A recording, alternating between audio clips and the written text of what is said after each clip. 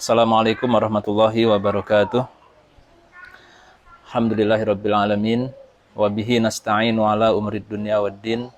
Wassalatu wassalamu ala asyrafil anbiya'i wal mursalin sayyidina wa maulana Muhammadin wa ala alihi wa sahbihi ajmain, amma ba'd.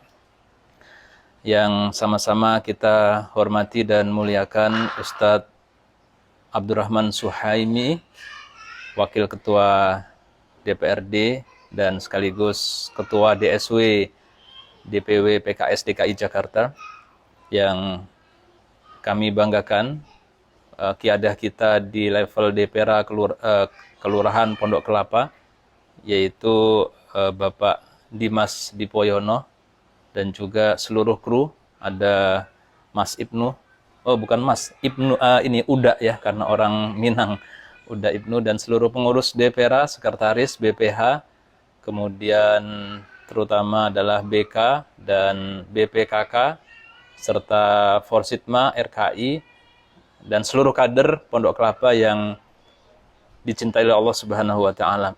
Jadi pertama-tama kami mengucapkan taqabbalallahu minna wa minkum wa taqabbal ya karim minal aidin wal faizin. Semoga Allah Subhanahu wa taala menerima seluruh ibadah kita, siam kita, tilawah kita, maupun seluruh ibadah kita pada bulan Ramadan kemarin. Dan kami mengucapkan mohon maaf lahir dan batin. Ikhafillah rahimakumullah. Saya mendapatkan amanah ini permintaan ya dari DPRA, sehingga harus saya sampaikan. Hanya saja saya tidak mungkin menyampaikan lengkap, karena kalau saya menyampaikan lengkap nanti waktu nggak cukup, sehingga saya mohon dasar daripada memahami bisnis di era new normal ini. Nanti lihat di YouTube saya, itu sudah ada 2 materi. Yang pertama yang saya sampaikan di Genpro Nasional, kemudian yang satu lagi adalah di live streaming untuk bagaimana new normal di era di dalam bidang dakwah maupun bisnis gitu. Dakwah ini maksudnya di pengelolaan masjid. Nanti saya kasih linknya ke room WAG atau ke Pak Ibnu atau Pak Dimas ya. Jadi sekarang saya lebih suka untuk bicara teknis agar langsung aplikatif gitu. Apalagi saya melihat bahwa para emak-emak DPRA Pondok Kelapa ini luar biasa. Kalau soal bisnis nggak usah diajarin gitu ya. Luar biasa di room WAG Pondok Kelapa itu, mereka ini sudah aktivitas semangat bisnisnya luar biasa. Ada yang jual empek-empek, begitu dijual langsung pada list ya, list dan laku habis gitu. Subhanallah. Berbagai macam dagangan laku di sana gitu. Akan tapi mungkin saya ingin sedikit menggelitik kita bahwa dalam indeks Global Entrepreneurship, Indonesia itu nomor 97. Bayangin, Malaysia saja nomor 60-an ya, Singapura nomor 20 atau 30-an gitu. Kita nomor 97. Masih sangat tertinggal. Padahal indeks entrepreneurship global ini itu ternyata sinkron dengan majunya sebuah negara. Jadi kalau negara itu maju, maka indeksnya juga tinggi gitu. Nah, kita nomor 97, jadi sebenarnya nggak mungkin kita menjadi negara maju kalau entrepreneurship dari masyarakatnya, dari rakyatnya itu rendah ya. Tapi coba kita renungkan. Saya pernah jalan-jalan di daerah misalnya ya, di Jakarta Utara, di Warakas, itu dari ujung sampai ke ujung nggak ada rumah yang nggak dagang. Betul nggak coba ya, di daerah-daerah seperti itu? Nggak ada satu rumah pun yang nggak dagang, pasti mereka dagang. Dan coba lihat BKT lah ya, BKT kita itu udah sore aja, apalagi kalau nggak pandemi kemarin pada saat ngabuburit, wah itu yang dagang dahsyat, semua pada dagang. Jadi sebenarnya apakah itu nggak dinilai dalam Global Entrepreneurship Index? Apakah nggak dinilai dalam GEI tadi, Global Entrepreneurship Index? Itu artinya adalah kita harus berpikir itu tinggi dalam hal semangat dagang, ya, semangat bisnisnya tinggi, tapi itu belum masuk ke dalam ukuran-ukuran indeks. Kenapa begitu? Ya, nanti kita akan dulu pernah belajar ilmu ekonomi ya, ada namanya pengangguran terselubung gitu. Maka bagaimana sih membedakan antara entrepreneurship yang sebenarnya gitu dengan sekedar dagang.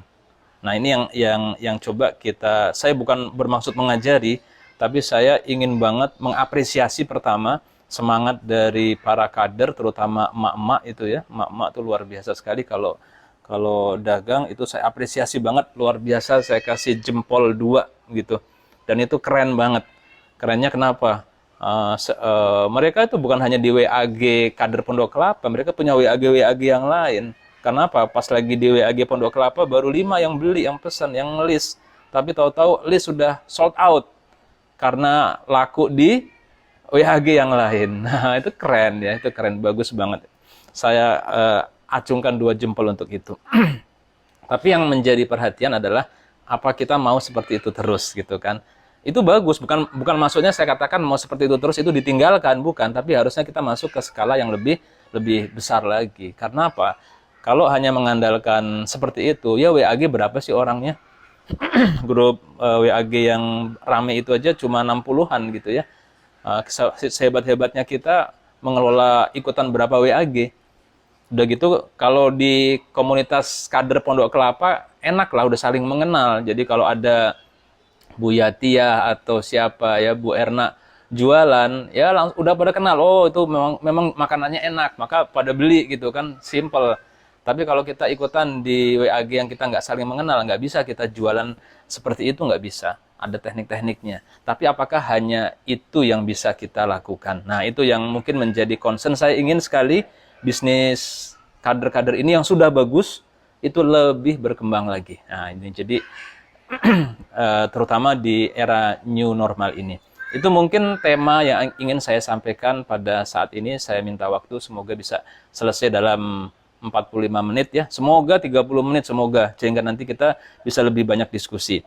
Dalam COVID-19 ini adalah disruption terbesar yang pernah terjadi.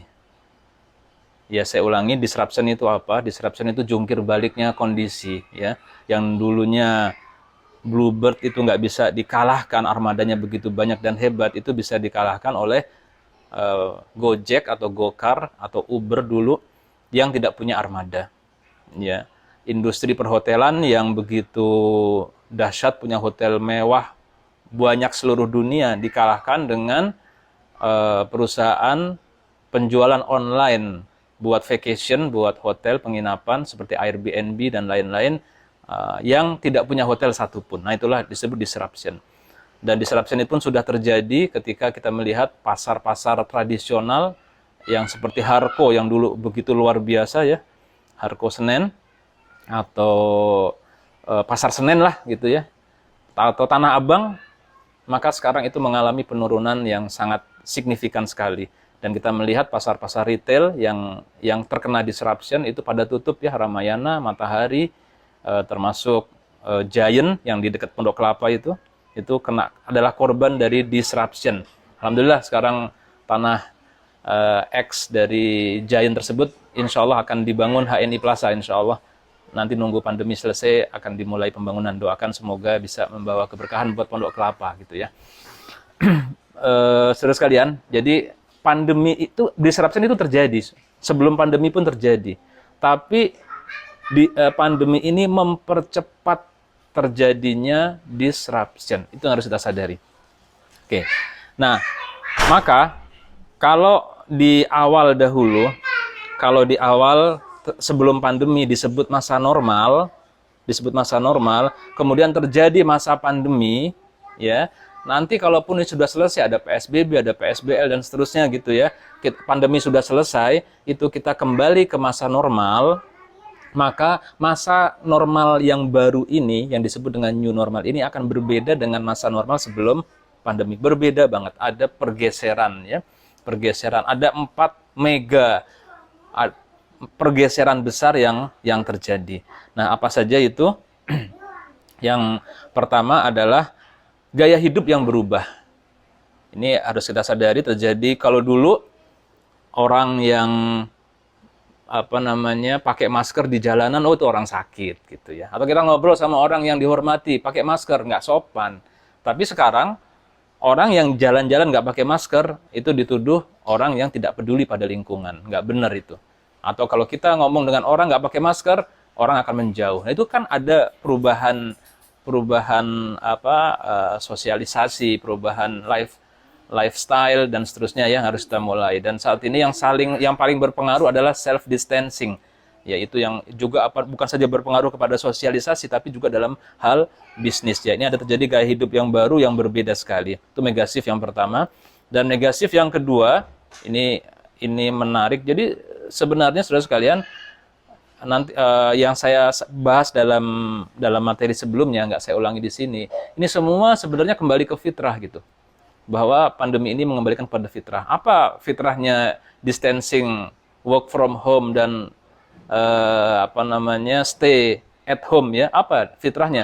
Fitrahnya orang kembali kepada keluarga kan gitu kan. Itu macam dulu lagi, orang-orang tinggal di gua ya sudah kenalnya sama keluarga, sama anak, sama istri, kita dikembalikan lagi seperti itu gitu ya. Yang sebelumnya suka jalan-jalan ke mall, pelesiran ke luar negeri, ke tempat-tempat wisata, sekarang kembali ke fitrahnya. Dan kadang-kadang kita mendapatkan, bukan kadang-kadang, harus kita mendapatkan insight, pembelajaran, ternyata banyak kekurangan kita dalam interaksi dengan keluarga, mengenal anak, dan lain-lain ya. Kemudian yang kedua adalah terjadi, ini penting buat para pebisnis, bahwa ada namanya piramida Maslow. Ya, piramida Maslow. Saat ini kebutuhan konsumen itu bergeser dari puncak piramida menjadi ke sebelah bawah ya. Kalau dulu lihat, ini juga kembali kepada fitrah. Dulu orang, masyarakat, konsumen itu luar biasa. Mereka kerja keras, work hard, play hard. Oke, yang dulunya mereka itu apa? Work hard, kerja keras, kemudian mereka work hard, play hard. Maka mereka di situ menikmati hasil kerjaannya dengan apa? Dengan misalnya habis pulang kerja, kalau di negara-negara maju ya, pulang kerja mereka kemudian di kafe atau ke diskotik kalau orang yang nggak memiliki keislaman yang baik ya, atau kemudian dia dapat uang, dia gunakan untuk hal-hal yang sangat tersier. Kan piramida Maslow yang paling ujungnya apa? Pengakuan ya, self esteem. Nah, itu di situ recognition orang, dia dilihat bagaimana dia dilihat orang, itu piramida Maslow. Sekarang ini nggak penting lagi, orang nggak ketemu orang kok ya. Sehingga kalau kita lihat dulu bagaimana suasana yang sebenarnya agak mengganggu kefitrahan kita ya, ketika orang dengan seenaknya misalnya pamer tas yang harganya miliaran begitu kan. Nah, itu kan sebenarnya agak sedikit menjauh ya. Karena kalau sudah nggak ada orang miskin nggak jadi masalah. Tapi orang miskin masih sangat banyak ya. Itu akan sekarang nggak lagi, orang nggak ketemu orang, ngapain beli begituan gitu kan. Dan sekarang kebutuhannya adalah ke bawah, yaitu makanan, minuman, dan kesehatan. Menjadi itu kembali kepada fitrah. Maka bisnis-bisnis yang akan semakin eksis ya pada saat ini itu yang piramida Maslow-nya itu yang paling bawah ya, yang merupakan dasar dari piramida. Kemudian negatif yang ketiga adalah di sini adanya konsumen yang menghindari kontak fisik manusia, jadi self distancing, dan akhirnya mereka menjadi online, menjadi virtual. Ya, di sini nanti kita akan belajar bahwa mau nggak mau kita saat ini harus online. Yang punya bisnis, universitas, pendidikan akan selesai, ya, akan berkurang jauh kalau dia tidak mengembangkan yang namanya e-learning atau distance learning atau online learning. Nah, itu akan menjadi bukan tren, tapi menjadi keharusan yang harus kita siapkan pada saat ini. Pada saat sebelum pandemi, kita punya rumah makan enak, laris, ya kan? Begitu pandemi, nggak ada lagi yang beli. Karena orang saat itu kemudian tidak yakin yang kita masak, atau memang tidak lagi mereka keluar rumah, sehingga penjualan kita menjadi mendekati nol. Kalau kita nggak segera online pada saat ini, maka kita akan ketinggalan. Itu negatif dan negatif yang keempat, ini yang luar biasa, adalah ternyata hal ini mengembalikan fitrah kemanusiaan ya, human ethic atau humanisme, empati, welas asih, solidaritas dari masyarakat. Nah, itu yang luar biasa, dan di sini kembali ke natural. Orang melihat bahwasanya dahulu penyebab dari COVID ini adalah orang yang sudah menjauh dari kemanusiaannya ya, memakan hal-hal yang harusnya nggak perlu ya, seperti kelelawar, binatang liar dan lain-lain. Sekarang mereka menyadari untuk tidak mengkoreksi kembali ya. Jadi pandemi ini merupakan penghentian massal yang menyebabkan kita harus melakukan introspeksi ya, melakukan evaluasi ulang pada diri kita dan kembali kepada nilai-nilai asasi dari manusia. Akhirnya apa? Di sini juga peran dari potensi peluang bagi produk-produk halal itu semakin menguat ya, karena ini merupakan kesadaran dan masyarakat tuh kembali mereka menjadi welas asih dengan sesamanya, sehingga ini harus dilakukan oleh siapapun yang berbisnis gitu. Ini sinkron dengan yang sudah terjadi pada era ini. Jadi pada era ini, saudara sekalian, perlu kita ketahui para pebisnis ini, itu berlaku yang namanya paradok marketing. Ya, apa itu paradok marketing? Siapapun pengusaha yang nggak memahami konsep paradoks marketing, dia akan susah untuk sukses. Apa itu paradok marketing? Jadi paradok marketing itu adalah siapa yang banyak memberi, dia akan mendapatkan banyak. Itu prinsipnya. Semua bisnis cenderung begitu. Itu diawali dari dulu Google lawan Yahoo ya. Tahun 2000-an kita nggak kenal tuh yang namanya Google. Namanya search engine Yahoo. Ya, tapi kemudian karena Yahoo itu merasa punya value yang tinggi, dibutuhkan masyarakat, hampir semua make, dia lupa diri, dia pelit fitur. Mau tambah kapasitas memori, bayar lagi. Kemudian di landing page-nya pertama banyak iklan. Maka muncullah Google, banyak memberi dia. Kasih space memori yang lebih banyak, kemudian di landing page-nya juga simple dan lebih banyak memberi. Akhirnya apa? 20 tahun kemudian, tahun 2020, orang tidak lagi, anak-anak muda sekarang, anak milenial nggak kenal lagi Yahoo itu apa. Ya, itu terjadi karena apa? Semakin banyak memberi, dialah yang akan beruntung begitu. Nah, kita lihat juga dalam bisnis yang aneh pada akhir-akhir ini ya, bagaimana perusahaan-perusahaan itu, terutama perusahaan-perusahaan yang unicorn, mereka buang uang. Jadi banyak ngasih ya, kita nggak seperti gitu banget. Tapi prinsipnya adalah kita akan dibeli oleh orang, kita akan bisa menguasai pasar itu kalau kita memberikan benefit value yang banyak kepada mereka gitu ya. Dan mungkin kalau kita belajar kecil-kecilan di WAG kita ini ya, bagaimana caranya agar kita punya produk yang orang itu akhirnya nggak mereka cari gitu. Mereka mencari. Karena apa? Udah pasti masakannya kader DPRA ini pasti enak. Dia cari. Dan mereka senang dengan pelayanan. Jadi jangan sampai begini. Baru kita punya bisnis di WAG. Kita sudah tidak menunjukkan pelayanan yang prima gitu ya. Ada yang nanya, kita jawabannya jutek misalnya gitu kan. Nah, itu harus customer service, customer satisfaction. Coba kita bayangkan saja sekarang di dunia luar, di dunia bisnis luar, kalau dulu itu pertama customer service, pelayanan pelanggan, ya kan, itu pertama. Kalau kita baru masuk ke customer service, itu sudah usang. Karena berikutnya sudah berlaku adalah dalam tahun 2000-an yang berlaku adalah customer satisfaction, kepuasan pelanggan. Yang diutamakan adalah kepuasan si pelanggan. Tapi kalau kita sekarang baru mau melakukan customer satisfaction, udah usang juga. Karena sekarang yang terjadi adalah customer experience. Jadi bagaimana dia berinteraksi dengan kita itu bukan saja di akhir, tapi semua ketika masuk ke toko online kita, ketika mendapatkan pertanyaan dan jawaban dan seterusnya, mengalami experience, pengalaman yang menyenangkan. Nah, itu sekarang tuh customer experience. Maka jangan bilang kita mau bisnis kalau kita customer service saja belum gitu loh. Sekarang orang sudah tahapannya udah luar biasa, sudah jauh melampaui semuanya. Kita ini baru ngurus misalnya dagang WAG saja, udah banyak orang yang merasa males lah di situ. Jawabannya lama, udah nanya nggak dijawab misalnya dan seterusnya. Ini harus kita lakukan latihan buat kita melakukan yang terbaik. Oke, saudara sekalian, itu yang perlu kita sadari, ada 4 mega shift ya yang kita lakukan. Nah, saya mau memberikan dulu hal yang penting sebelum nanti kita masuk ke yang teknis. Ini kita belum masuk ke yang teknis ya. Masuk ke detail maksudnya. Bahwa ini perhatikan, ini hal yang sangat menarik ini. Kita sekarang berada di masa semoga kita berharap Bapak Ibu sekalian ini akhir dari PSBB. Semoga kita berharap. Berikutnya PSBL, berikutnya sudah masuk new normal. Begitu kan harapan kita. Tapi jangan salah, belum tentu itu terjadi. Walaupun kita nggak harapkan, kita harapkannya itu terjadi. Maksudnya selesai new normal. Tapi bisa jadi ini masih panjang ini. Ya, dan yang jelas new normal ini berbeda dengan masa normal yang lalu.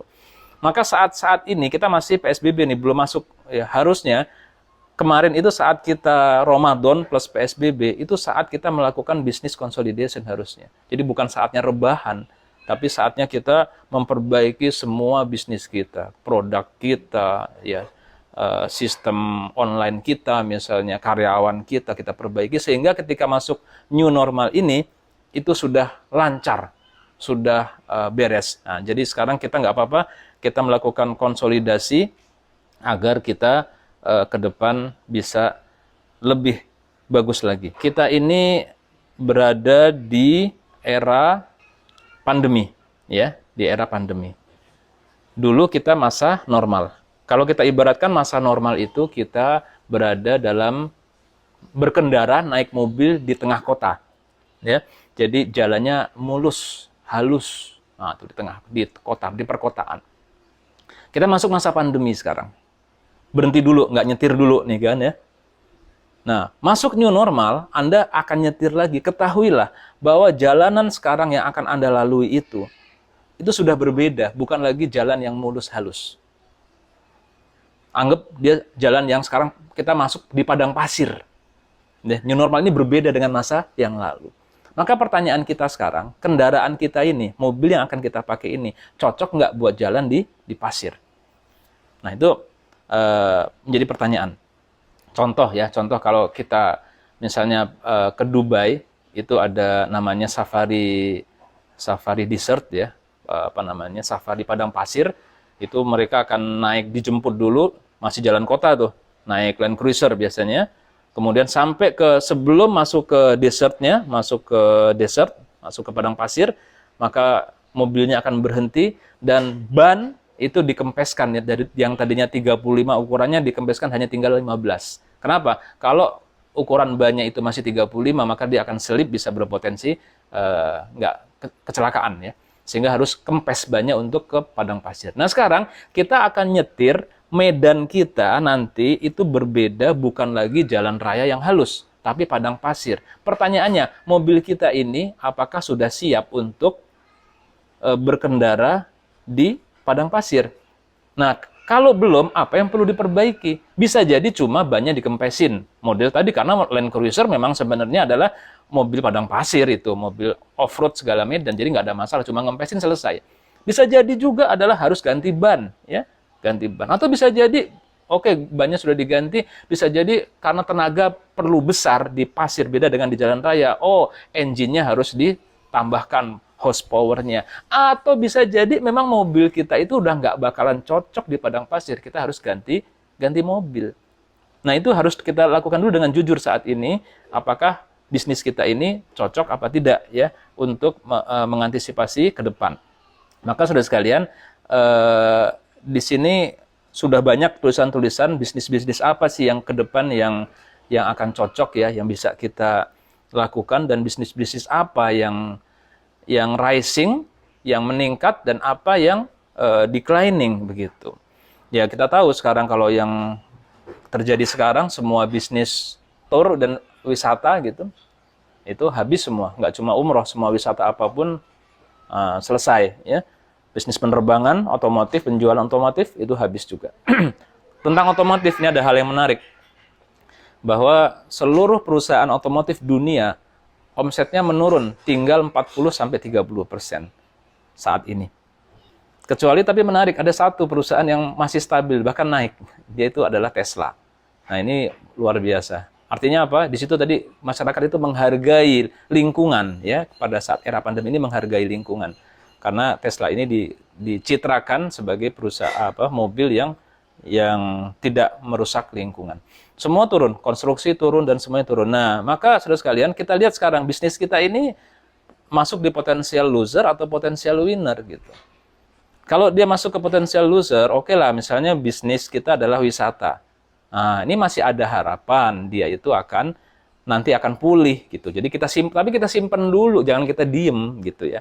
Oke, ada waktu kita buat konsolidasi, memperbaiki bisnis kita nanti kalau sudah terbuka kembali. Tapi juga terbukanya pasti berbeda loh, nggak kayak dulu lagi gitu loh. Perlu waktu mungkin 2-3 tahun buat pulih ramenya seperti dahulu lagi. Nah, tapi kita sekarang sadari hal tersebut, bisnis kita bisnis apa sih? Nah, kalau dia bisnisnya adalah yang potensial winners, ayo ini kita perkuat, sudah benar begitu ya. Kita perkuat, kita seriusin.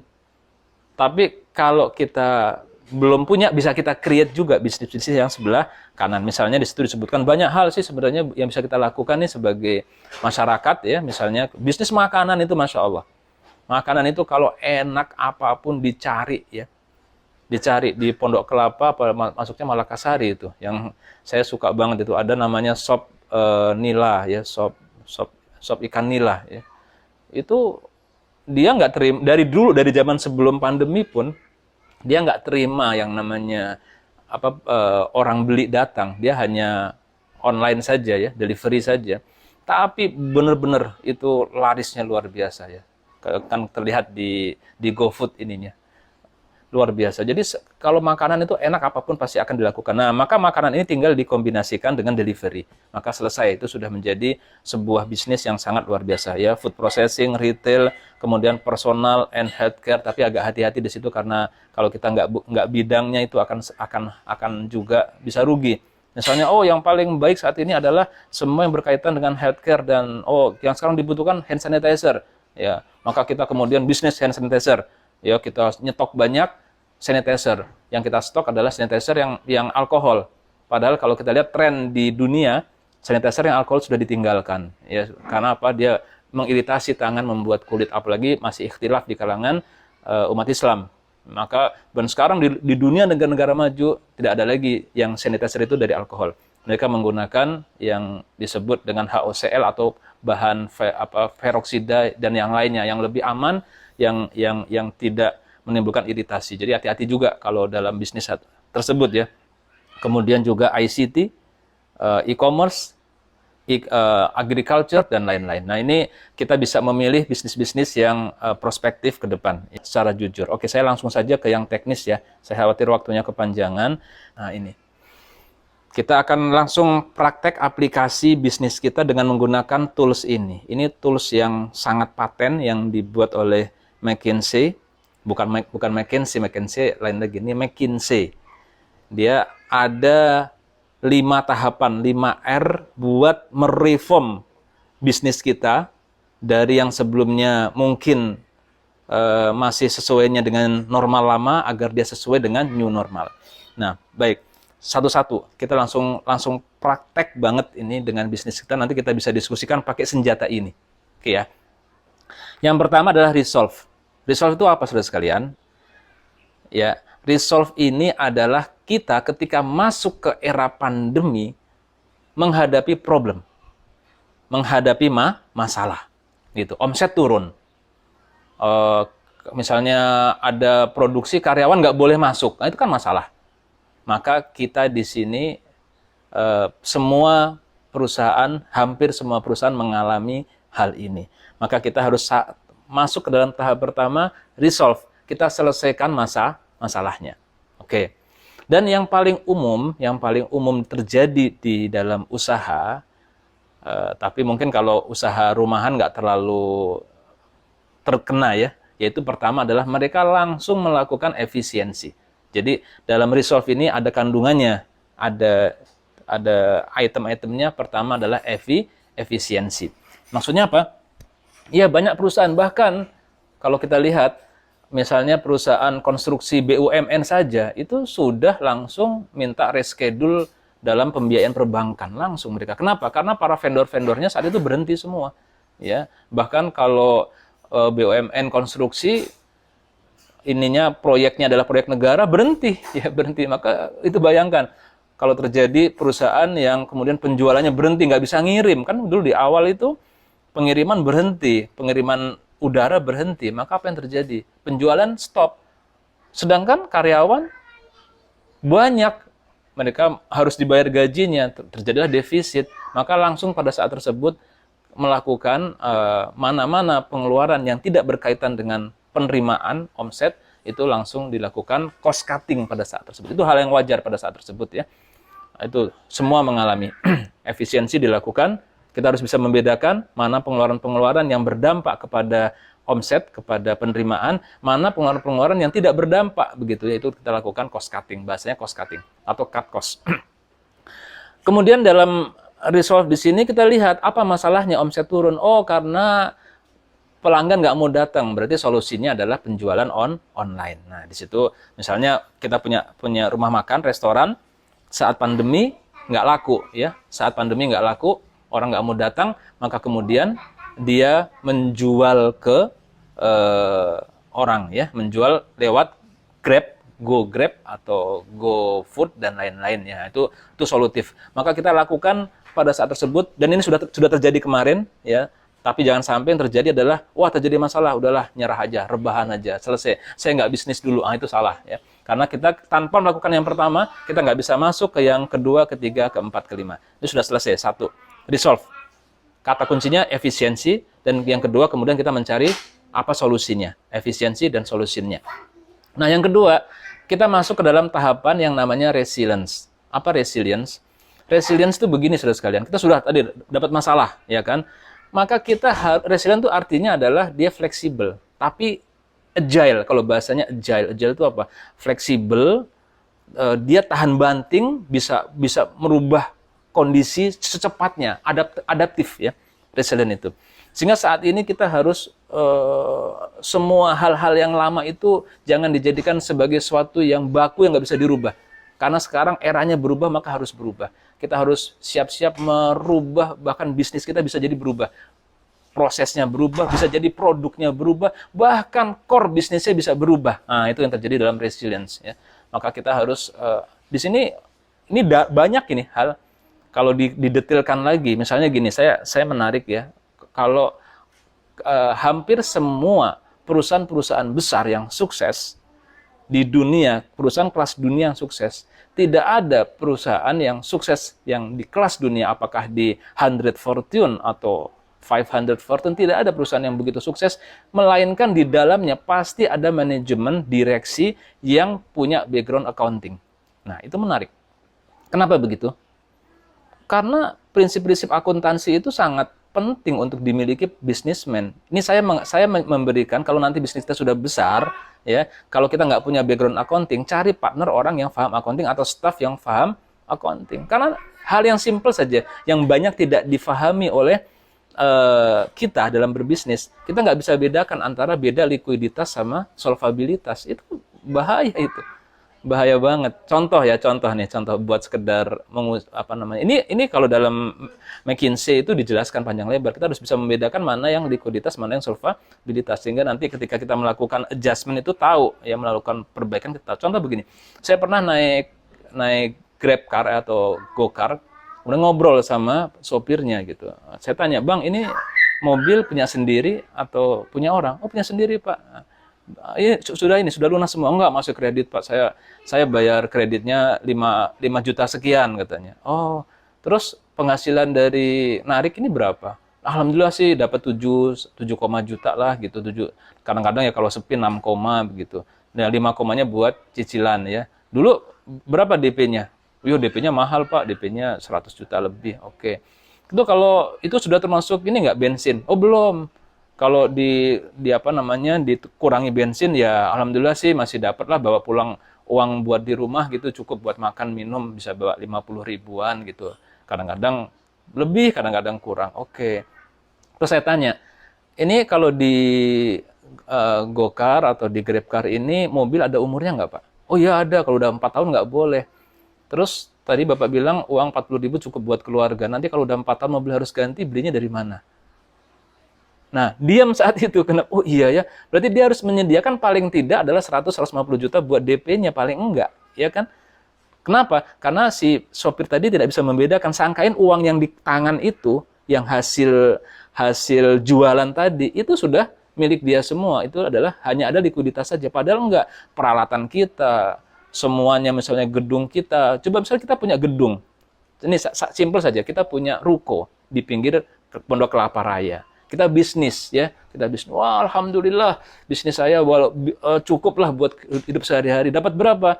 Ya dapat sih alhamdulillah satu hari itu untung bersih dapat 50.000 sampai 100.000 alhamdulillah. Nah, terus tapi dia nggak ngitung karena apa? Rukonya punya sendiri. Padahal ruko itu kalau disewakan udah dapat 100.000 sendiri nggak ngapa-ngapain. Ya nggak sering begitu kan? Harusnya dalam bisnis kita ini walaupun itu ruko sendiri seakan-akan kita sewa jadikan biaya. Nah, baru kita akan tahu bisnis kita itu bisa long life atau going concern atau tidak. Nah, itu dalam resilient ini harus kita pahami betul bisnis kita. Jadi kita bisa gesit, kita bisa tahu apa sih yang paling inti dari perusahaan kita, apa yang bisa dirubah, apa yang bisa enggak. Gitu. Nah, contohnya banyak ya. Nah, yang sekarang kita berada di fase ketiga, return. Apa itu return? Return itu sudah kembali ke new normal, sudah selesai pandemi kembali ke new normal. Apakah kita sudah menyiapkan diri untuk fase tersebut gitu loh. Masjid aja udah harus nih, masjid yang tadinya saya di Pondok Kelapa nih, ada Masjid Al-Muhajirin, ada Masjid Baitul Salam. Ya, saya ngisi untuk mempersiapkan mereka bagaimana menghadapi new normal. Ya, berarti masjid ini harus siap-siap. Ya, ketika nanti dibuka harus sholatnya distancing, ada protokol kesehatan, periksa suhu, ada hand sanitizer di luar, kalau bisa yang nggak ikhtilaf ya, yang nggak pakai alkohol dan seterusnya. Wajib pakai masker dan seterusnya. Kenapa? Kalau nggak melakukan itu, walaupun sudah diperbolehkan oleh pemerintah, nanti jamaah akan mikir, aduh, kok sholatnya masih resiko tinggi gitu. Mereka akhirnya enggan juga datang ke masjid, ya kan? Sama juga dalam bisnis kita ini, kita harus menyiapkan bisnis kita ini, memang dalam masa new normal ini harus siap untuk masuk normal. Maka harus ada, tadi kan sudah dikatakan, yang pertama dalam tahapan resolve kita perlu apa? Efisiensi. Dalam tahap resilience ini kita perlu yang namanya kreativitas. Nah, dalam tahap return ini yang perlu Anda catat, bisnis kita, dagangan kita itu harus health concern. Apa health concern? Ya harus menunjukkan bahwa kita peduli kepada kesehatan. Sekarang gini Bapak Ibu, kita jalan-jalan di Pondok Kelapa Raya, ada orang jual martabak, ada jual macam-macam. Yang masak nggak pakai masker. Kira-kira mau beli nggak kita? Ya, apalagi kalau makanannya nggak panas, pecel, apa gado-gado, ngulek. Yang ngulek nggak pakai masker. Beli nggak kita? Ya, kita yang tahu kesehatan pasti nggak akan beli.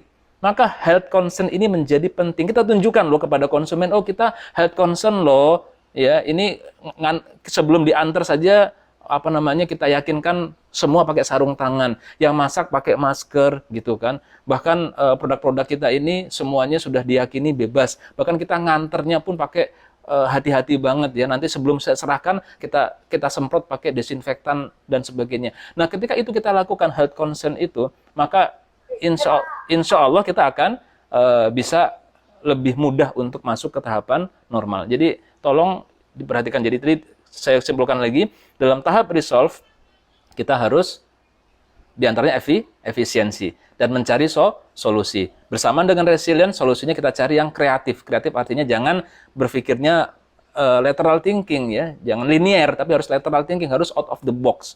Itu harus kita dalam pikiran, dalam resilience. Nah, ketika return ini kita harus di sini ada health concern. Semua produk kita, misalnya contoh kita bisnisnya apa, laundry ya, laundry, tunjukkan bahwa yakinkan proses kita ini nggak dicampur, kemudian nggak akan terjadi penularan dan sebagainya, itu kita tunjukkan kepada konsumen kita. Oke, dan dalam tahapan return ini ada satu lagi yang penting selain health concern, dia adalah online. Saya katakan Bapak Ibu sekalian bahwa seluruh kita saat ini kalau yang belum online wajib online.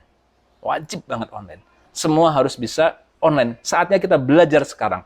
Kalau nggak bisa, kita akan segera tereliminasi. Sekali lagi, kalau kita nggak bisa online, kita akan segera tereliminasi. Maka Anda harus bisa online. Oke, sekarang saya ingin kembangkan lagi bisnis kita semua. Anda, para emak-emak misalnya, contoh buat kita, contoh emak-emak ya. Emak-emak ini sudah hebat dalam jualan WAG. Pertanyaan pertama, apakah WAG itu ada batasnya? Sangat terbatas. Maka kita saat ini harus berpikiran bagaimana meluaskan bisnis kita. Karena dalam bisnis itu ada 3 prinsip, 3 state juga. yang sinkron dengan ini semua. Pertama adalah kita kalau bisnis, misalnya contoh kita mau jualan makanan, maka pertama kita harus melakukan tahapan yang namanya tahapan uji coba gitu. Kita yakinkan bahwa makanan yang kita makan ini, yang kita buat ini akan diterima oleh pasar. Ya, ada sebuah grup makanan yang besar yang selalu bagus. Rupanya mereka ketika melawan sebuah makanan, ya, itu uji cobanya itu 4 sampai 6 bulan. Dia kebetulan punya, ini saya sebut saja karena ini sebuah kebaikan ya, misalnya S Hardware itu satu grup dengan Chat Time, ya, dengan kalau nggak salah dengan Chat Time, dia ketika mau melaunching Chat Time itu, dia uji coba dulu kepada seluruh karyawan S Hardware minum kopi atau racikannya yang akan dijual, belum dijual. Oh belum, masukkan terus sampai itu 6 bulan, sampai benar-benar diyakini bahwa minuman makanannya itu valid, ya. Anda pernah dengar kisah persaingan antara bebek Slamet dengan bebek Kaleo? Nah, itu juga kita bisa belajar dari situ. Jadi yang pertama adalah bebek Slamet, ya. Bebek Slamet itu pertama, enak banget. Nah, kemudian bebek Kaleo ini pengen bisa menyaingi bebek Slamet. Maka apa? Bebek kalau nggak salah bebek Kaleo itu adanya di Solo, bebek Slamet di Jogja atau kebalik ya. Nah, itu sampai bebek Kaleo itu menguji cobakan 50 kali. 50 kali. Jadi dia masak bebek, dijejerkan dengan bebek Slamet, dijejerkan. Dikasih kepada orang yang nggak tahu nih bebek yang mana, tanya enak mana. Itu sampai 50 kali orang nyebutnya enakan bebek Slamet. Baru setelah dia berhasil mengalahkan, dia menggulirkan produknya. Ya kita nggak sampai gitu-gitu amat, tapi ini menunjukkan bahwa kita mengalami masa uji coba, kita yakin produk kita ini diterima oleh pasar. Nah, setelah kita berhasil, maka kita gunakan semua ilmu marketing kita, ya, kalau namanya mix marketing kita, ya, bagaimana kita memasarkan, maka berikutnya kita harus bisa melakukan yang disebut dengan standarisasi. Sambil melakukan standarisasi, karena berikutnya harus kita bisa duplikasi, agar lebih besar, skalanya lebih besar. Oke. Maka sekarang saya menghimbau nih, mengembangkan bisnis daripada emak-emak ini. Setelah kita WAG, Anda harus mulai berpikiran jualan online. Dan saat ini yang paling penting dalam jualan online adalah sosial media, sosmed. Karena semua ibaratnya begini, kalau kita jualan online kayak apa sih Pak? Kalau kita punya online store bagaimana? Punya online store itu seperti kita punya toko, tapi online, ya kan? Sekarang kalau kita buka toko tapi nggak ada yang ngunjungi gimana? Nah, itu problem juga, ya kan? Maka ada cara-cara nanti gimana agar toko kita, online store kita ini dikunjungi orang. Itu akan sangat efektif kalau dipadankan dengan kekuatan sosial media. Maka saya katakan seluruh kader sekarang ini, seluruh kita sekarang ini harus punya sebuah aset yang sangat berharga pada saat ini, yaitu adalah social media network. Maka Anda harus punya, tergantung produk Anda apa. Kalau produk Anda yang banyak mengkonsumsi orang-orang yang berumur, nah itu Facebook ya. Facebook harus aktif ya, harus bisa menjadi pasar. Tapi kalau sasaran kita anak-anak muda nggak pakai Facebook, pakainya Instagram ya. Kita juga harus aktif di Instagram. Sehingga coba bayangkan, seorang selebgram atau seorang YouTuber itu penghasilannya bisa mengalahkan menteri maupun mengalahkan para pengusaha sekalipun. Itu hebatnya itu. Jadi itu jadi aset era kekinian sekarang, bukan lagi gedung, pabrik, tapi itu bisa jadi aset. Network sosial media itu bisa menjadi aset. Maka ini harus kita bangun dari sekarang. Mungkin kita nikmatinya nanti 2, 3, 4, 5 tahun ke depan gitu loh. Itu harus kita lakukan ya, harus kita seriusi pada saat ini. Nanti kalau teknisnya ada pelatihan-pelatihannya banyak ya, bagaimana kita bisa punya follower yang banyak di saya alhamdulillah misalnya, walaupun saya belum serius banget karena saya baru berpikiran buat mengembangkan. Sekarang kalau Facebook itu ada yang akun pribadi, ada yang fanpage ya. Nah, kalau akun pribadi masalahnya adalah dia maksimal 5.000. Nanti kalau sudah 5.000 bagaimana? Itu ada kiat-kiatnya. Tapi kalau fanpage itu menarik, dia nggak ada batasannya. Saat ini fanpage saya sudah hampir 13.000 ya. Bayangkan itu kalau jadi jadi tempat jualan, itu efektif banget. Kita terpercaya, sudah dikenal sebagai orang yang benar gitu kan. Kita punya banyak follower, maka itu akan jadi yang jualan yang sangat luar biasa. Jadi saya ingin mengajak kepada kita semua saat ini untuk mulai mengembangkan kapasitas sosial media kita. 3, Facebook, Instagram, YouTube ya, tergantung kita pasar kita ada di mana. Maka itu harus kita mulai saat ini sehingga kita bisa lebih luas lagi. Tentunya kalau mau saya usul kepada pengurus DPRA berikutnya kasih materi buat para kader ini untuk digital marketing. Nah, dalam arti kata sosial media marketing itu sesi yang khusus lagi. Nanti juga di situ ada cara-caranya bagaimana itu menjadi apa peluangnya bisa kita monetize ya, bisa kita menghasilkan omset gitu. Karena kalau kita nggak bener juga kita sosial media jualannya jualan lulu juga orang akhirnya akan unfollow ya, unfriend pada akhirnya dan seterusnya. Nah, kan saudara sekalian, online ini menjadi kewajiban bagi kita untuk melakukan. Tadi saya balik lagi, apakah kita punya buka toko sendiri? Sia-sia kalau kita buka toko tapi nggak ada yang mengunjungi. Nah, yang alternatifnya adalah kita buka tapi saat yang bersamaan kita buka kanal-kanal marketingnya. Kanal-kanal marketingnya adalah sosial media dan WAG yang banyak. Jangan segan-segan saat ini kalau ada WAG, kita punya WAG alumni, ikut. Ada WAG-nya apa orang tua murid ikut, ada WAG apapun profesi ikut. Nah, ikut. Nanti ada strateginya. Kita kan nggak bisa juga nyepam di WAG kan.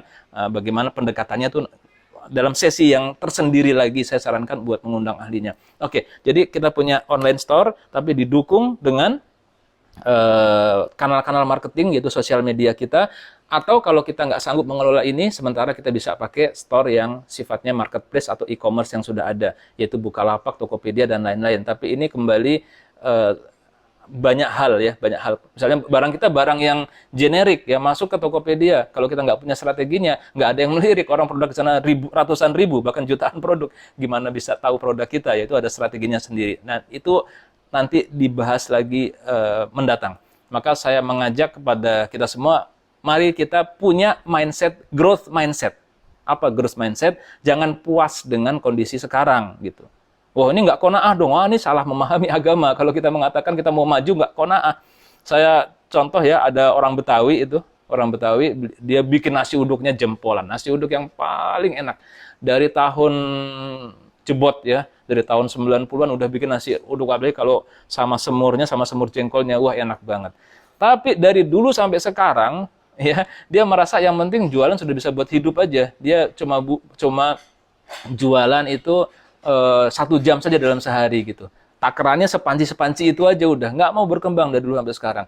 Yaitu masalah daripada kita, masalah kita bersama. Kita nggak punya growth mindset untuk tumbuh berkembang. Nah, jadi kalau sekarang kita sudah punya WAG udah cakep itu bagus, jangan merasa puas hanya di situ, tapi kita kembangkan lagi dengan yang lebih luas, diantaranya adalah online yang kita lakukan. Oke, saya percepat saja yang keempat lima ini karena nggak teknis ya, tapi ini adalah merupakan kita melakukan reimagination, melakukan pembayangan ya bahwa ke depan itu seperti apa, maka pastikan perusahaan kita, produk kita itu sesuai dengan masa depan ya. Kalau perlu kita melakukan reform itu apa? Reform itu adalah perubahan sehingga sesuai. Jadi kayak berubah menjadi sesuai. Reformasi. Tahapan keempat dan lima ini bukan setelah 3, bukan, tapi ini dilakukan secara paralel dari sekarang. Sehingga kita yakin masa depan di tangan kita. Masa new normal kita sudah siap, kendaraan kita sudah siap, maka kita tinggal melaju cepat. Itu saja, semoga bermanfaat. Assalamualaikum warahmatullahi wabarakatuh. Bisa kita lanjutkan dengan diskusi dan mohon dipimpin oleh siapa, Pak Dimas atau Pak Ibnu, silakan. Assalamualaikum. Waalaikumsalam warahmatullahi wabarakatuh. Pak Ustaz Abdurrahman Suhaimi, pada Ustaz. Oh, Masya Allah. Aduh, ini pertanyaan. Ini khawatir nggak bisa jawab ini. Oh, iya. Udah Pak Agung, cuman ini aja apa namanya, kan lagi dikencarkan soal ketahanan pangan. Betul. Iya, ada misalnya tanam sayur, ada lele, dan sebagainya. Nah, ini mungkin kalau bisa dihubungkan antara pemasaran yang online, antara yang tadi Antum jelaskan tadi, langsung praktis misalnya, teman-teman di DPRA itu dibimbing. Bagaimana mengembangkan itu. Ya, kira-kira itulah pertanyaan saya. Jadi langsung praktis. Kalau misalnya teman-teman ini akan budidayakan lele, masing-masing kan udah di rumah, ada yang 3 ember, 4 ember, ada yang 1 ember, dan itu bisa menjadi kekuatan gimana. Kemudian kemarin kita sudah lihat survei di satu tanah di Pondok Kelapa. Mudah-mudahan itu sama bentuknya dan tanahnya cukup luas. Itu kalau dikembangkan dengan apa yang dijelaskan juga barangkali lebih praktis. Jazakallah khairan. Assalamualaikum warahmatullahi wabarakatuh. Waalaikumsalam warahmatullahi wabarakatuh. Jazakumullah khairan, Ustadz Suhaimi. Saudara sekalian, saya jadi teringat sekitar sebulan yang lalu ya, sampai dengan awal Ramadan itu ada saudara saya, beliau ini luar biasa semangat bisnisnya, sampai dia itu punya kebun alpukat dan kebun singkong. Dan alpukatnya cakep-cakep luar biasa. Nah, singkongnya hasilnya juga cakep banget. Itu kemarin masalahnya apa? Masalahnya nggak bisa jual. Nggak bisa jualan. Nah, saya karena pas pandemi jadi saya nggak sempat karena sudah produknya sudah jadi gitu loh. Kalau kita rancang dari awal bisa kita create ya kan. Nah, itu jangan sampai terjadi nanti misalnya nih kita sudah siap untuk jual, udah sayuran kangkung kita udah banyak, lele kita udah banyak, kita nggak bisa jual gitu. Maka kita harus create marketingnya ya. Dan sekarang saya kasih sebuah clue dalam bisnis ya. Kenapa yang namanya retail itu, apakah bisnis retail itu memang bisnis yang decline, yang turun ya? Ternyata yang turun itu tidak semua retail, sebagian retail itu meningkat. Dan yang meningkat itu ada 2. Pertama adalah online, bisnis retail online itu meningkat karena ketika masa sebelum pandemi, yang dibeli online itu hanya produk-produk tersier. Paling minimal sekunder, tersier baru online. Produk-produk yang primer nggak akan dibeli online. Orang akan cenderung ke pasar fisik. Tapi di era pandemi ini, produk primer pun online, ya nggak? Betul ya? Maka itu yang menarik ya, sekarang lebih online lagi. Nah, bisnis online ini retail online ini masih terus bertumbuh. Yang turun adalah bisnis retail offline. Nah, yang kedua, ternyata bisnis retail yang terus tumbuh itu adalah bisnis retail yang mendekat kepada konsumen. Itu rahasianya kenapa namanya Indomaret, Alfamart itu masih terus bertumbuh ya. Masih terus bertumbuh. Kenapa? Karena kalau bicara produk primer, produk kebutuhan sehari-hari, masyarakat itu masih malas pergi jauh-jauh ya. Dia maunya keluar rumah udah sampai. Keluar rumah nih ada, keluar rumah ada. Nah, jadi Alfa sama Indo ini mendekat kepada ke rumah-rumah, ke seluruh pemukiman. Itulah kenapa dia masih eksis. Nah, ini pembelajaran dari kita. Kita punya bisnis yang memang bisa melayani seluruh rumah dalam satu kawasan. Kita tidak bicara bisnisnya global se-Indonesia, tapi satu kawasan dahulu. Kawasan per kawasan. Kita punya supply chain dan customer chain ya, buat komunitas customer kita. Itu kita gabungkan. Kita sekarang sudah bikin produksi lele, produksi agriculture di rumah dan sebagainya. Nah, nanti ada satu usaha kita bagaimana distribusinya, kita jualan online-nya. Kita pakai pemasaran, pokoknya kita masyarakat Durensawit ini tahu kalau mau cari sayur atau ikan segar, kunjungi misalnya sayuronline.com misalnya. Nah, atau WAG dengan customer service yang bagus, layanan antar delivery dalam kondisi yang segar. Itu harus mulai kita create sekarang. Ya apapun, mungkin saya belum bisa memberikan spesifikasinya, tapi itu harus kita create. Jangan nunggu panen. Jangan nunggu panen. Dari sekarang kita sudah mulai kita rancang pemasarannya. Kalau enggak nanti dimakan sama tengkulak, harganya habis, jatuh. Ya, makasih Ustadz Suhaimi. Terus selanjutnya ada yang tentang pertanyaan sekolah nih, Ustadz. Bagaimana kira-kira nasib seperti boarding school yang sekolah yang asrama seperti itu, Pak? Betul. Oh, yang asrama ya. Coba nanti sampai selesai acara cari di YouTube yang judulnya adalah New Normal Education Wuhan. Ya. New Normal Education Wuhan. Itu benar-benar berbeda dengan education atau proses learning sebelum masa pandemi ya. Dia masuknya dicek, harus cuci tangan, bahkan masker dibuang, sekolahnya jauh-jauh, ada pembatasnya, dan seterusnya. Nah, sekolah fisik itu harus mempersiapkan itu. Saya ingatkan bahwa kalau kita nggak hati-hati, nanti dibuka lagi sekolah, kemudian kita nggak mempersiapkan protokol new normal setelah masa new normal, itu tempat-tempat pendidikan bisa menjadi klaster baru infeksi COVID. Karena anak-anak nggak bisa dikontrol loh, anak-anak. Gimana bisa ngontrol anak-anak, ya kan? Jadi tolong sekarang lembaga-lembaga pendidikan kita, pesantren atau apa, yang sifatnya fisik, itu adalah menyiapkan diri ya, menyiapkan diri. Kalau nanti dibuat jarak, jangan-jangan kemarin aja kelasnya kurang gitu kan.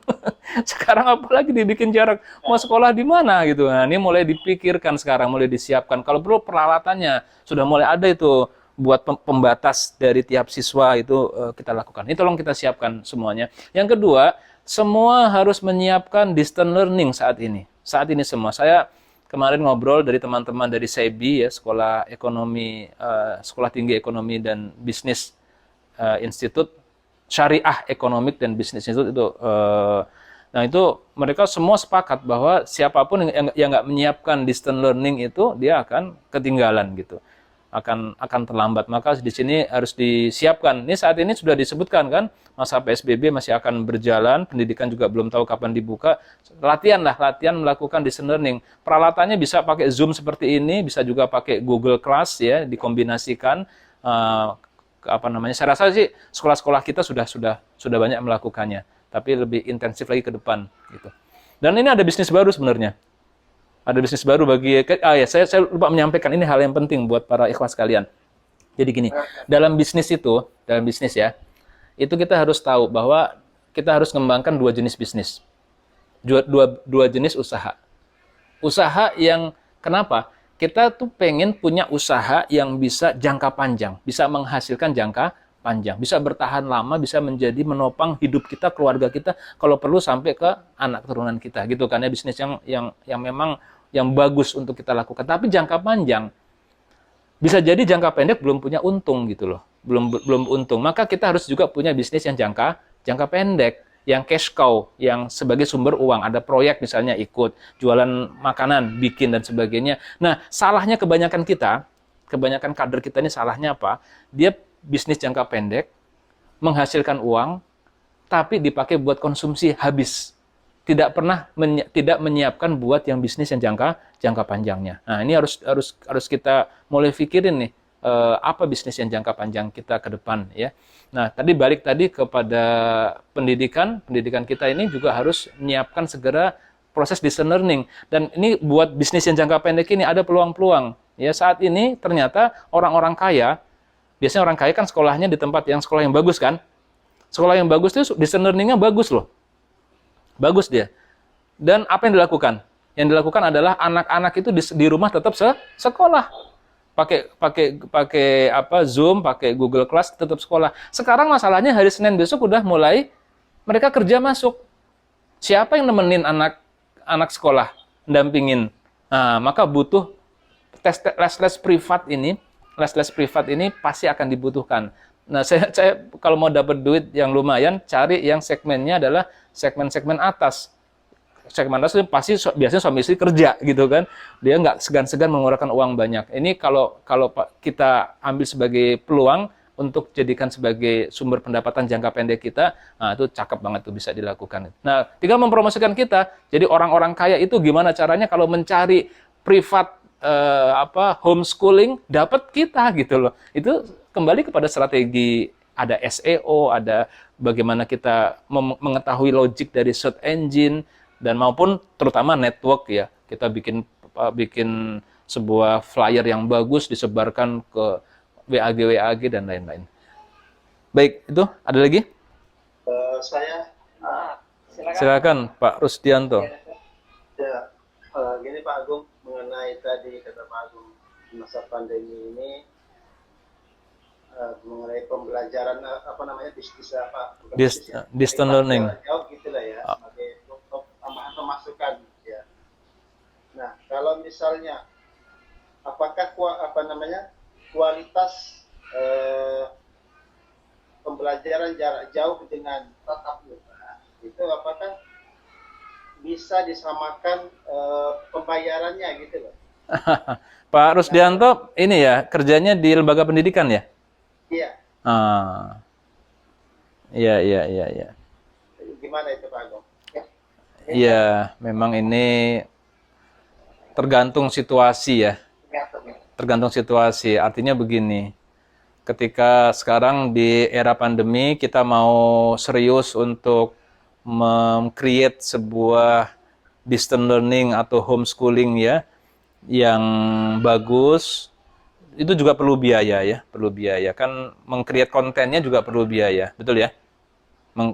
Tapi memang harus bisa dirasakan oleh orang tua wali murid. Memang nih bagus ini film yang diberikan bagus dan seterusnya gitu. Nah, jadi tinggal kemudian artinya kalau itu sudah dirasakan manfaatnya, kinerjanya bagus ya, kalaupun ada diskon nggak gede-gede amat lah gitu ya. Karena tapi kalau kita nggak ngapa-ngapain, ya harus diskon dong. Kalau kita nggak ngapa-ngapain, libur kan, ya harus diskon gitu. Tapi kalau bisa saya usul ya bahwa lembaga pendidikan kita ini benar-benar memahami orang tua murid yang saat ini pun sedang kesulitan gitu. Misalnya contoh, kita buat harus walaupun distance learning harus fleksibel ya, fleksibel. Kita tahu apa tujuan pengajaran, bukan kemudian memaksakan sehingga orang tua murid kerepotan. Nanti kontraproduktif juga akhirnya gitu ya. Misalnya kalau anak TK atau anak SD dia kan bikin karya-karya craft ya, craft bikin ini, bikin itu. Ya, misalnya kalau mereka sekolahnya deket-deketan, semua alat-alat bahan bakunya disediakan sekolah, tinggal ambil ke sekolah pada hari tertentu. Oh, itu keren itu. Kalau udah kreatif kayak gitu, udah gitu dibantu oleh dengan banyak hal ya, konten-kontennya menarik. Anak-anak kadang-kadang di Zoom udah dia bisa asik sendiri dan knowledge-nya bertambah. Itu orang tua murid bahkan mungkin rela tanpa mengurangi mengurangi biaya, itu pun juga dia rela gitu. Tapi kalau kita memang nggak melakukan apapun ya memang harus didiskon sih pada saat tersebut. Iya, jadi sangat tergantung pada kondisi ya. Iya. Ya. Oke, Prof. Rusdi, ada satu lagi pertanyaan nggak mendasar nih, Ustaz. Iya. Ini bagaimana caranya untuk menumbuhkan semangat dalam berbisnis nih, Ustaz? Karena merasa diri nggak ada bakat gitu, Ustaz. Yang kondisi begini. Jadi ada rasa ketakutan nggak laku produk yang akan dijual gitu kan. Dan bahkan ada kekhawatiran untuk memberikan harga yang takutnya kemahalan. Mana bisa? Iya. Jadi saudara sekalian, sebelumnya harus kita dudukkan secara tengah-tengah nih. Saya tidak ingin menyampaikan sesuatu yang kutubnya ekstrim ya. Kenapa? Karena bahaya juga. Misalnya yang ekstrim itu yang macam mana? Bahwa ya jangan jadi orang gajian. Pokoknya 9 pintu rizki itu adanya di pedagang. Pokoknya seakan-akan orang gajian itu jelek gitu ya. Itu ekstrim. Itu sebuah hal yang ekstrim. Karena apa? Apakah dalam dagang itu ada bakat? Ada faktor bakat, tapi dia tidaklah dominan. Kalau tadi kita masuk ke kubu ekstrim tadi yang seperti itu, jadi menganggap bahwa nggak boleh kita sukses, itu bahaya. Karena namanya sukses itu bisa lewat pedagang, bisa menjadi eksekutif, bisa menjadi ASN yang berkualitas. Yang penting apa? Kita profesional dan terbaik di bidangnya. Jadi yang paling mendasar itu, kita profesional dan terbaik di bidangnya. Kalau jadi pengusaha, jadi pengusaha yang terbaik. Kalau jadi pegawai yang terbaik. Jadi ASN yang terbaik. Jadi eksekutif yang terbaik. Jadi dosen yang terbaik. Ya, itu yang terpenting. Nah, kemudian ya tapi nanti kalau kita belajar tentang entrepreneurship, ya entrepreneurship itu rumus yang paling awal adalah just do it. Itu resep yang paling awal. Sehingga memang motivasi buat mencoba melakukan, boleh nanti setelah sesi digital marketing kita motivasi bisnis boleh ya. Nanti kita boleh untuk memacu semangat. Saya ngasih saja sedikit motivasi bisnis pada saat ini ya, agar kita semangat. Nah, ini kadang-kadang kita ini saudara sekalian memahami Islam pada saat ini itu memahami dunia, bukan memahami Islam, memahami dunia dari kacamata Islam. Menurut saya masih belum seimbang, belum tengah-tengah. Kenapa begitu? Lebih banyak kontennya adalah kita disuruh menjauhi dunia, bahwa dengan menggunakan tentunya hadis-hadis yang sahih, ya itu hadisnya nggak salah. Cuma ketika dia dijelaskan dalam konteks yang tidak tepat, dia menjadi nggak pas gitu. Misalnya orang baru lulus SMA, baru lulus kuliah, masih muda, materi-materi yang diajarkannya adalah materi-materi tentang warok, tentang zuhud. Oh, ad-dunya sijnul mu'min, wa jannatul kafir. Jadi kita nggak boleh mengejar dunia. Kita harus qanaah dengan kehidupan dunia. Dia baru lulus, masih muda, materinya itu. Menurut saya itu nggak pas. Itu salah. Materi itu pasnya kalau dikasihkan kepada orang yang sudah sukses. Ya, udah sukses, itu baru materinya pas banget. Jadi, dalil yang benar ketika disampaikan kepada yang tidak benar, kurang benar, nggak pas juga. Sekarang saya balikan, apa materi yang penting buat kita nih, buat atau anak-anak muda kita? Materi yang penting adalah Anda harus jadi orang kaya, begitu. Meskipun masuk surga itu nggak mesti kaya, masuk surga itu bisa kita jadi orang yang tidak berkecukupan pun kita sabar masuk surga juga, gitu kan? Tapi kita jadi orang berkecukupan dan kita syukur, itu masuk surga juga, itu pilihan, nggak ada masalah. Tapi sekarang ini dia masih muda, pikirkan Anda harus kaya. Kenapa begitu? Coba kita pikirin. Bagaimana kita bisa mengamalkan bahwa malayutimul wajib illa bihi fahuwal wajib. Ya. Jika ada kewajiban tidak bisa sempurna tanpa sesuatu, maka sesuatu itu jadi wajib. Sekarang kewajiban kita banyak. Banyak orang yang tidak berpunya, orang yang kesulitan, dakwah.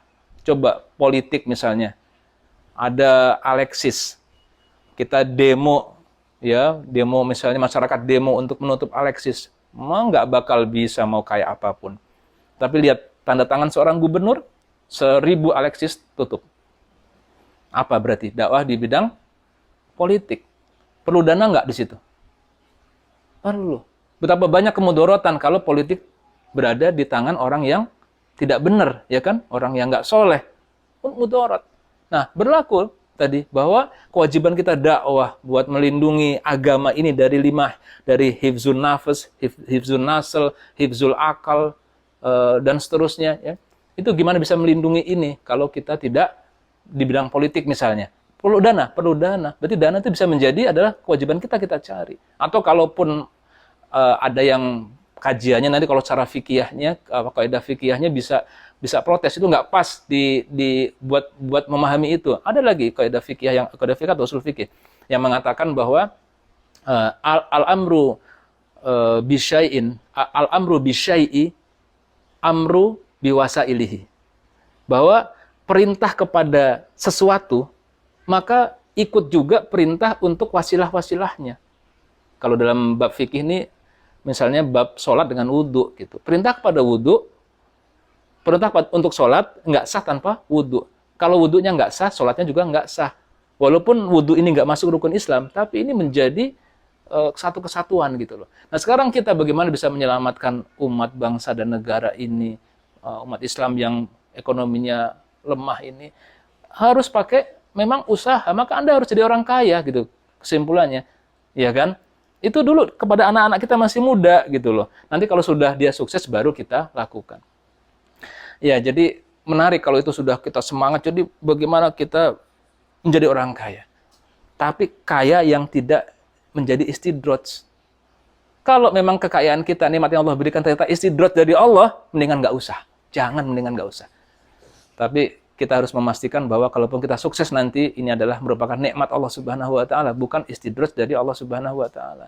Tapi tadi gimana anak-anak kita nih masih muda ini, mereka semangat usaha, semangat menjadi yang terbaik, menjadi ketika mahasiswa yang terbaik, ketika menjadi ASN yang terbaik, ketika menjadi eksekutif terbaik, jadi pengusaha yang paling sukses, menjadi ulama yang paling berkaliber, doktor, gitu. Itu harus dilakukan oleh umat Islam, oleh kita semua, oleh komponen bangsa ini. Terima kasih.